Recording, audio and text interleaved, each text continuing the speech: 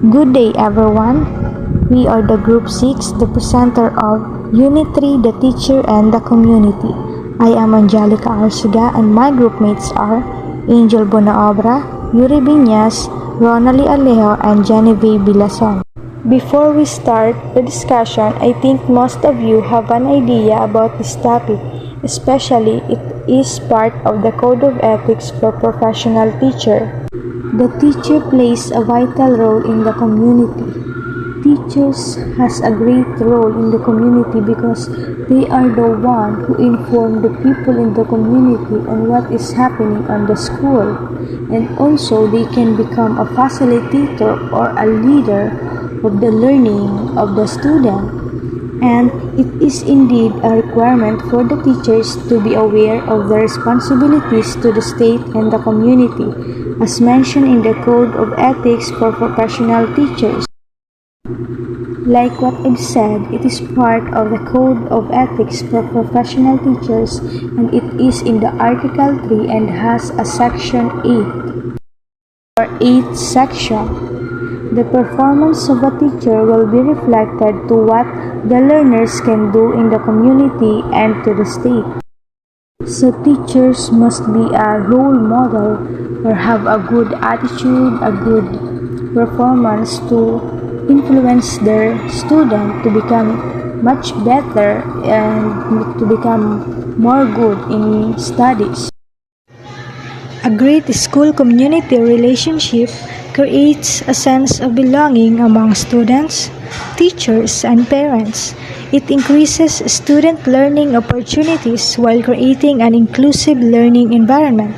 On top of that, it creates a great sense of responsibility for all stakeholders.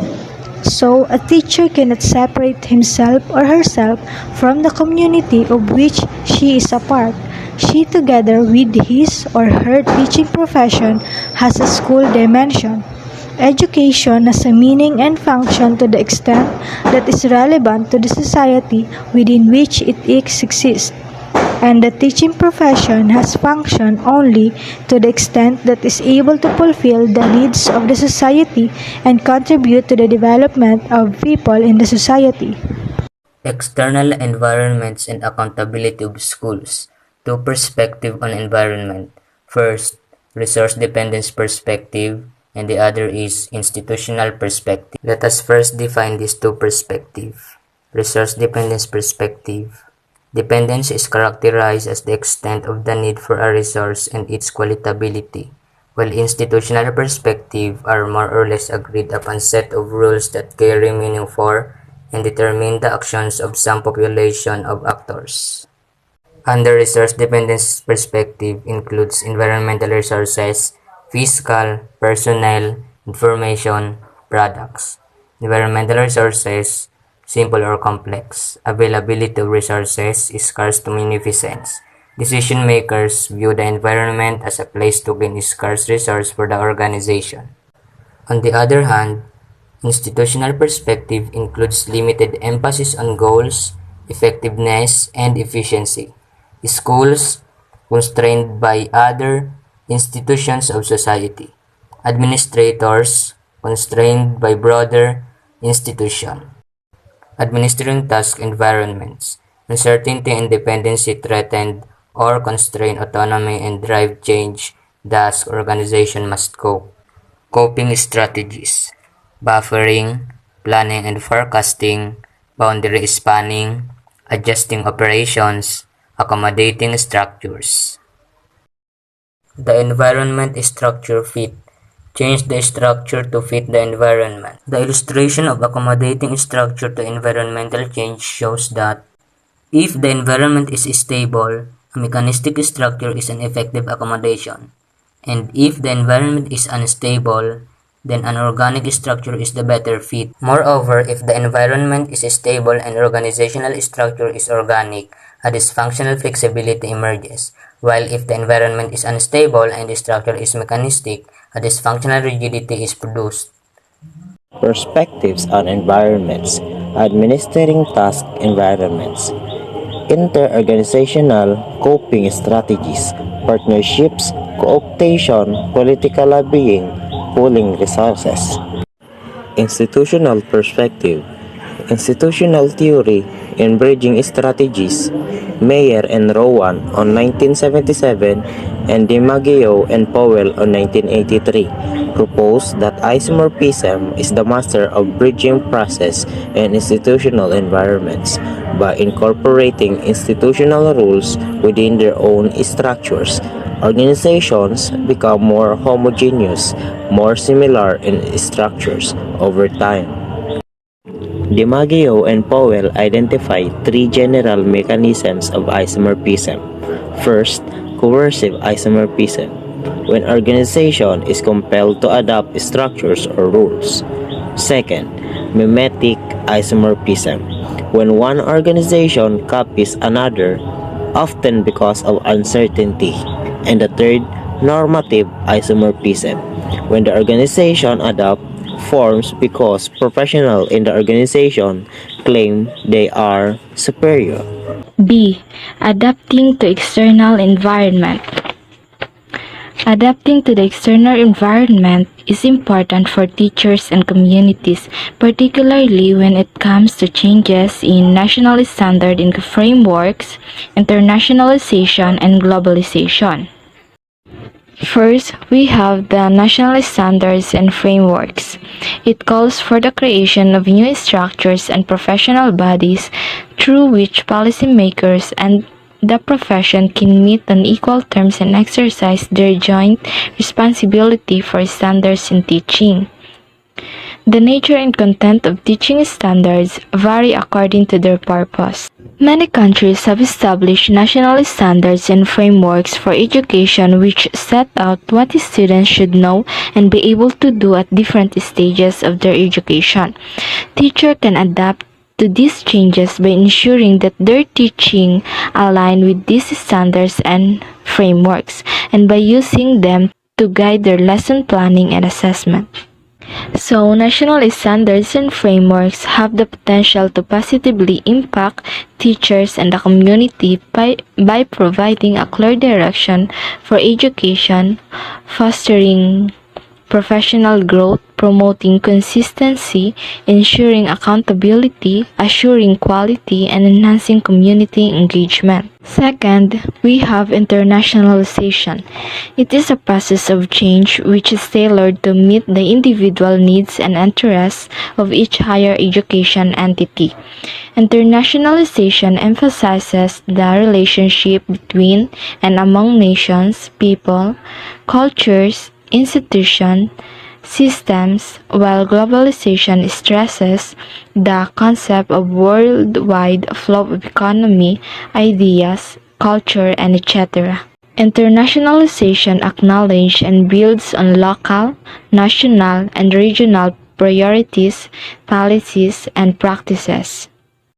So, internationalization has the potential to positively impact teachers and the community by promoting professional growth, cultural understanding, and global awareness. It enriches education, empowers educators, and strengthens community connections, and it preparing individuals to thrive in an increasingly interconnected world. Academic mobility. The expansion of academic mobility schemes is a hallmark of internationalization.